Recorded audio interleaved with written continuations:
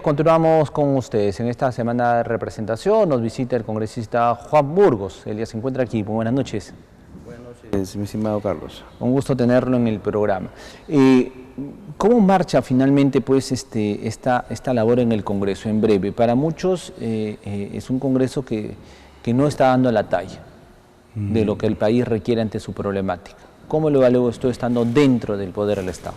Ya, eso... Bueno, un sector que digamos de la prensa ha logrado encauzar importantes investigaciones que han permitido descubrir algunos hechos de corrupción, que creo que es responsabilidad directa de los congresistas que han incurrido en estos problemas, pero también de ellos, no solamente de ellos, es también de los presidentes, los dueños de los partidos políticos a los cuales no han hecho un buen tamizaje de sus candidatos, ¿no?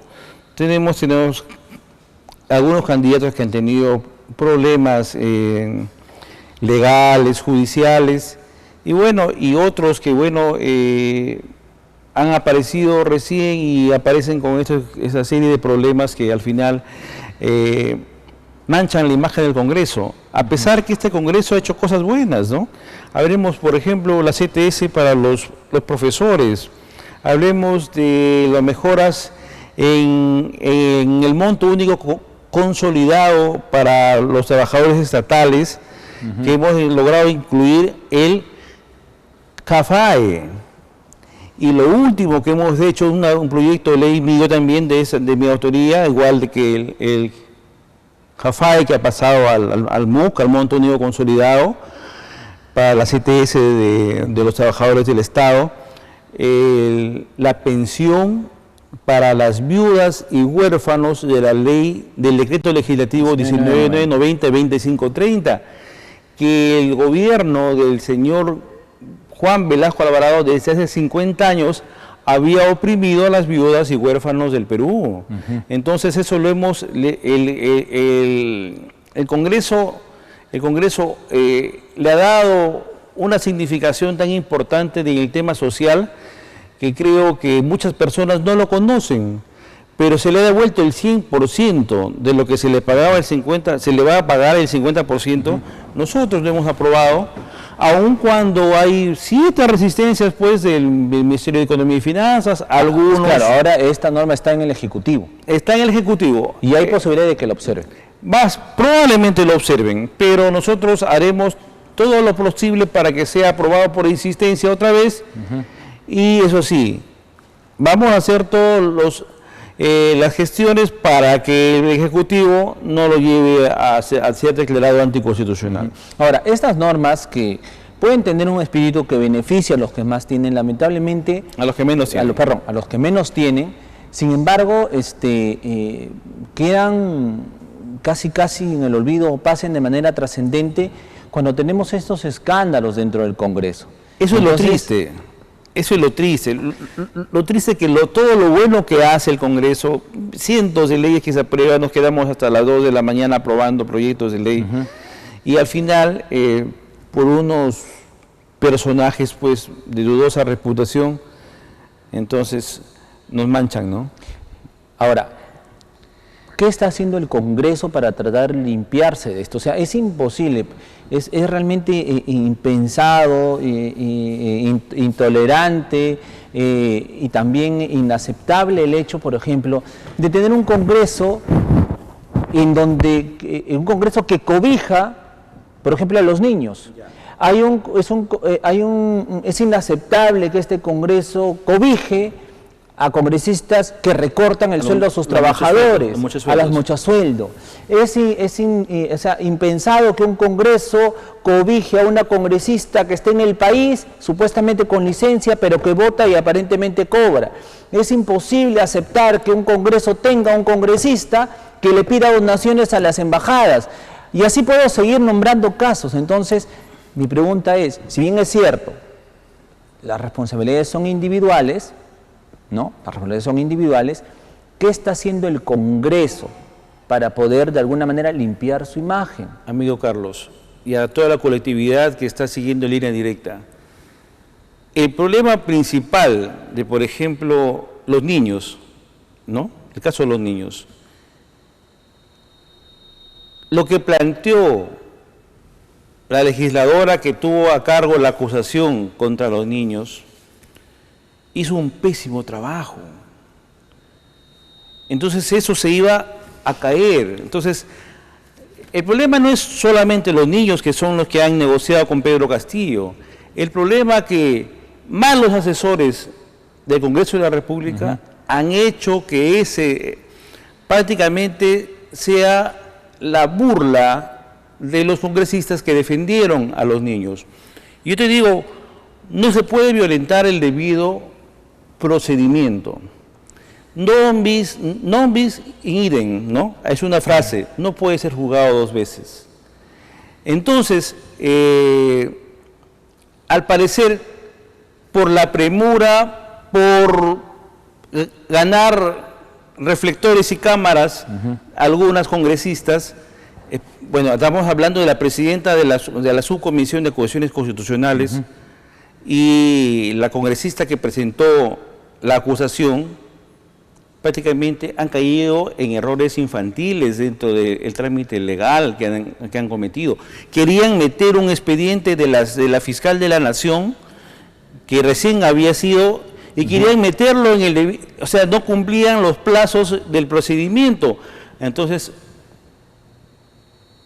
la siguiente oportunidad en la cual se va a revisar otra vez el proceso de los niños, creo que los niños no se van a salvar. Eso yo espero. Yo tengo mis reparos en eso. Ya le perdí la confianza a los yo pienso que sí. Al menos por el blindaje que se está dando. Por ejemplo, ¿cómo entender? Y no hay ningún legislador que pueda de alguna manera alzar su voz de protesta. ¿Cómo entender? Que tenemos a las congresistas Mochasueldo. Una de ellas involucrada y es liberteña, Magali Ruiz. ¿Cómo entender que está siendo investigada por la Comisión de Ética? ¿Cómo entender que está siendo investigada por la Fiscalía? Sin embargo, cuando va a reunirse con el presidente del Consejo de Ministros, el señor Alberto Tarola, o sea, ya en el centro del poder, el señor Salguana, como bancada de APP, acuda a esta reunión con el gobierno o el Ejecutivo, acuda acompañado de ¿quién? De la señora Lady Camones, la presidenta de la Subcomisión de Acusaciones Constitucionales, y va acompañada de 3 congresistas. Las 3 congresistas denominadas Mochasueldo, la señora Magali Ruiz, la señora Rocío Torres y otra más. 3, Lady Camón de la Subcomisión de Acusaciones Constitucionales y el señor Salguana. Cuando estas 3 están siendo investigadas en el Congreso y nadie le ha llamado la atención a la señora Lady Camones, ni nadie le llamó la atención a estas congresistas, ni a su bancada, ni a nada, o sea, no pasa nada en el Congreso. Es por ello que yo le digo otra vez, responsabilidad no solamente de los que están de la parte ética, en forma personal de cada uno de los congresistas, también creo que hay responsabilidad de los jefes de los movimientos regionales y partidos políticos que los han llevado, ¿no? Entonces, me parece que allí en forma directa, tanto para ellos como para otros representantes, creo que un jalón de orejas para los presidentes de los partidos, no, ya los secretarios generales. Se lo digo con nombre propio. El señor César Acuña ya no le interesa nada. O sea, no le interesan las críticas, no le interesa que se cuestione, hacia afuera dice, no, las vamos a expulsar, no voy a permitir que que manchen el honor del partido APP. Y ahí los tenemos. En Palacio, las tenemos en la PCM, las tenemos en su bancada, votan a favor de APP, votan en contra del país. Ahí las tenemos. Una vez más, señor César Acuña, con ese doble discurso. Uno para la tribuna y otro para sus intereses políticos personales. O sea, eso es evidente. Y reitero, el Congreso tampoco se cura en salud en ese sentido. Otra observación, y esto sí lo vengo reiterando hace varios días. Se va a interpelar al ministro de la Producción, me parece. Se va a interpelar al ministro de Energía y Minas. Pues claro. O sea, ni siquiera nos acordamos a quién se van a interpelar. O sea, ni usted ni yo nos acordamos. Imagínense. No, al ministro de Energía y Minas. De Energía y Minas. Ya, perfecto. Ni siquiera no sabemos por qué lo van a interpelar. Ya. No nos acordamos ni para qué. O sea, es tan intrascendente interpelar al ministro de Energía y Minas que a ni al Perú le interesa. ¿Correcto? Sin embargo, Acá en el norte, la gente se está muriendo de dengue. Piura, Lambayeque, Trujillo. Sin embargo, nadie interpela a la ministra de Salud. Vamos a censurarla. ¿Cuándo han decidido eso? Eso ya se presentó una moción de censura. ¿Cuándo ha sido? Sí, recientemente. Un congresista de Piura lo está presentando y creo que lo vamos a apoyar todos. Estamos de acuerdo. Porque la actitud de la ministra de Salud es deplorable. Ha mostrado una total insensibilidad y creo que lo que le pedimos a la clase médica, se puede decir, al gremio médico, desde el médico del puesto de salud, centro de salud o del hospital, que tengan calidad humana, creo que la señora ministra de Salud tiene que dar un paso al costado. Sí, recién están preparando la interpelación. No, la congresista Heidi Juárez. Claro, la primera interpelación se salvó. Yo voté a favor de la interpelación. Pero bueno, tú sabes que ahorita hay el cogobierno. Exacto, a eso iba. Ya. El cogobierno. El cogobierno son fuerzas políticas que están sosteniendo a Dina Boluarte. Y bueno, aunque se rasguen las vestiduras los amigos de Perú Libre, también han entrado en el cogobierno. Aunque Cerrón diga lo que diga, todos han entrado en el cogobierno. Quizás nosotros nos mantenemos todavía en una línea independiente, que ya no nos hemos querido agrupar, pero las fuerzas de extrema derecha, fuerzas de derecha, fuerzas del centro, han caído en un cogobierno con la presidenta Boluarte. Entonces, cada uno tiene su funcionario. Tienen funcionarios en salud, funcionarios en MINSA, funcionarios, la repartija en el Ministerio de Transportes y Comunicaciones, en vivienda también tiene. Y eso está que desinstitucionaliza al país. Inclusive, las que se rasgan las vestiduras, como son las congresistas del Partido Morado, tienen sus ministros, siendo dos, ni siquiera son una bancada, son dos, ellos tienen su cuota de poder. Los votos cuentan, aunque sea... hasta por un voto se puede perder. Efectivamente. Ahora, esto no obliga a un adelanto de elecciones, cree usted, porque ya se está desinstitucionalizando el país. Lo que usted me dice, ya hay una repartija, o sea, se están repartiendo, despedazando el país a como se pueda.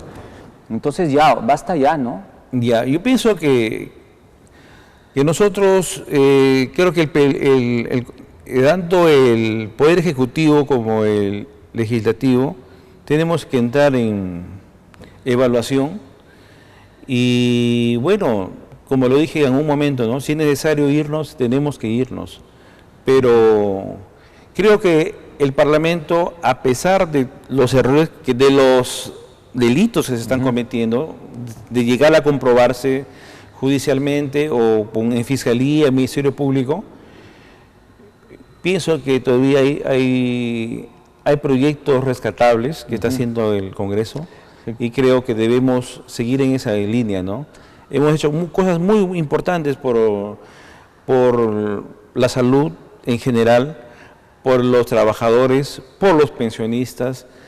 Esperamos que la Comisión de Presupuesto del próximo año realmente pues nos permita empezar a cantar victoria acerca de un proyecto grande para la libertad como un hospital nacional, ¿no? Que ya lo necesita de por sí. Claro, ¿no? Por ejemplo, y te traigo un documento, ¿no? Que me gustaría que... Durante años se mintió a la población de acá de Salud acerca de un proyecto que había para la construcción de los nuevos Hospital Víctor Lasarte Echegaray. Ni siquiera estaba en el banco de ideas. Sin embargo, en la gestión... los cuatro vientos. En la gestión del señor Ollanta Humala, los funcionarios que estuvieron en aquella época en Salud, lo decían, ya tenemos el proyecto, nunca lo tuvieron. Pero a través de nuestras gestiones con el presidente ejecutivo, presionándolo, exigiéndolo, hemos logrado que se piense ya en esa inversión.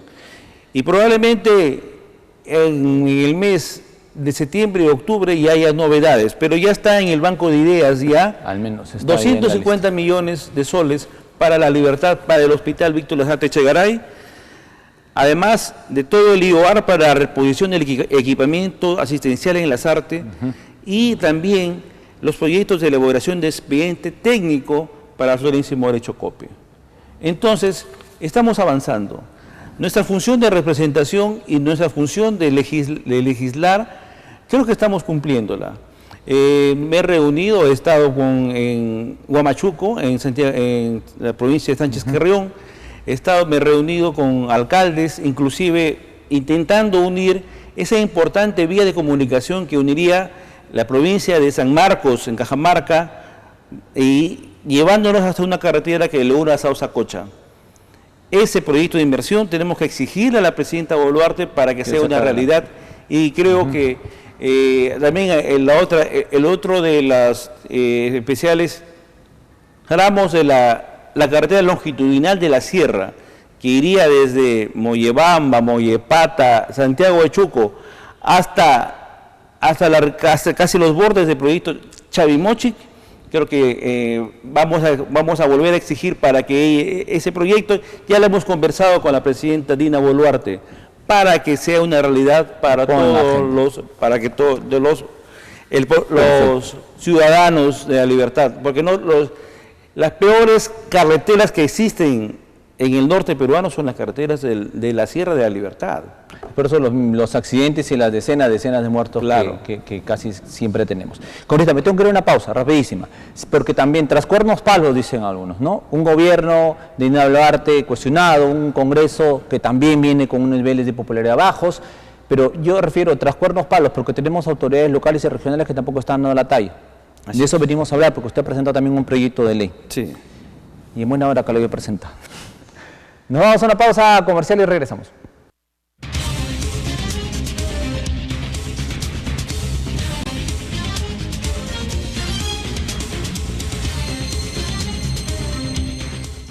Continuamos con ustedes, conversamos con el congresista Juan Burgos en torno pues a la labor que viene cumpliendo él dentro del Parlamento, obviamente respondiendo también por las críticas y cuestionamientos que hay sobre el Congreso, pero también hay asuntos importantes, que si bien es cierto, se ven desde el Congreso, pero que tienen una repercusión directa con nosotros, como trujillanos y como liberteños. Finalmente también esto, lo que ocurre en las regiones, en varias regiones del país, hay cada persona y cada sujeto en el poder que, Dios mío, Dios nos salve, ¿no?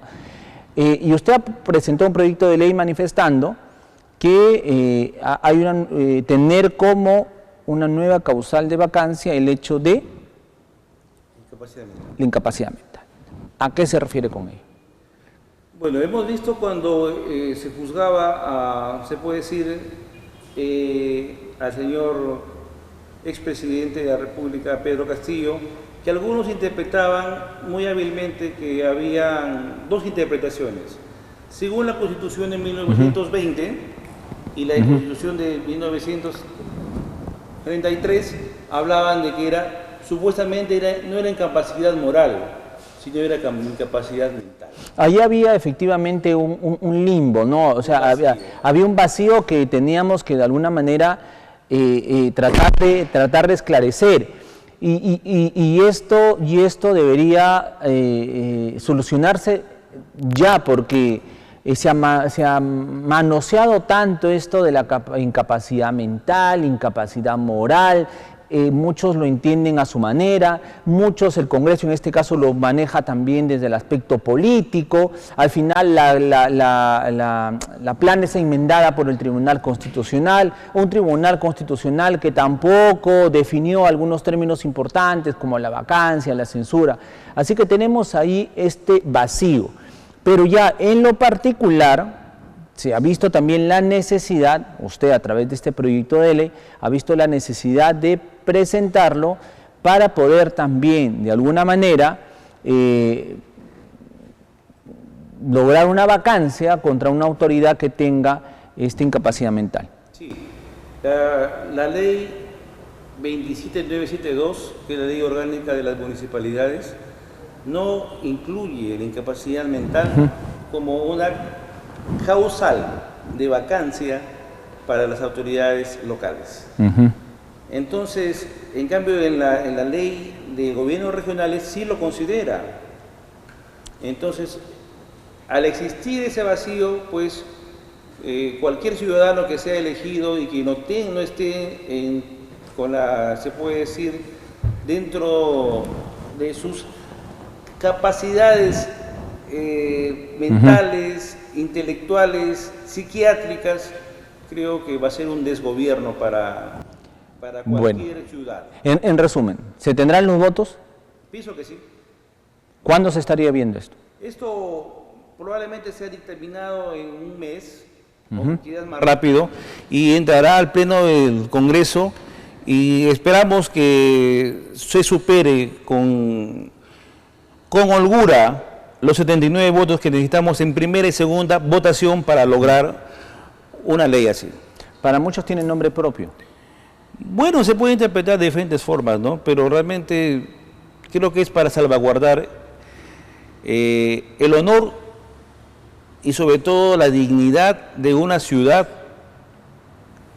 tan importante como Trujillo, como Arequipa, como Lima, ¿no? Tiene nombre propio.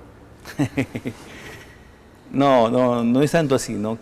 Nosotros deseamos realmente lo mejor para Trujillo. No es el único, hay en varias regiones también. Sí, así es. Bueno, doctor, muchísimas gracias, congresista Burgos, por estar con nosotros. Gracias, mi amigo. Un saludo a todos Línea Directa, pues, a todos los seguidores de Línea Directa, tan importante medio de información. Las puertas abiertas, como siempre. Gracias. Muchísimas gracias. Bien, el congresista Juan Burgos con nosotros.